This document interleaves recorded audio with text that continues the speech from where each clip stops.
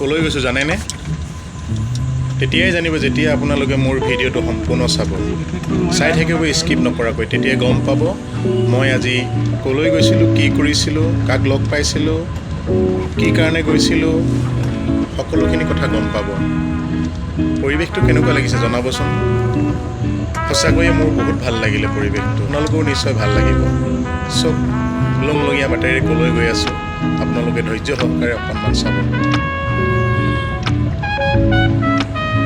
ভাল লাগে কিছুমান পৰিৱেশ।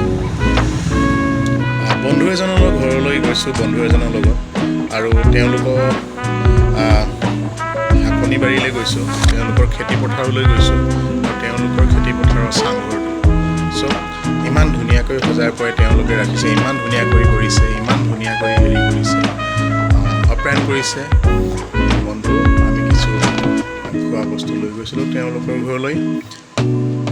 বৰ ধুনীয়াকৈ আমি চাংঘৰত বহিছোঁ, মেলিছোঁ, ধুনীয়াকৈ বতাহ লাগিছিলে, বতাহবোৰ ধুনীয়াকৈ বলি আছিলে, আৰু কাৰেণ্ট আছে বাৰু, ফেন চলাই দিছে বন্ধুজনে।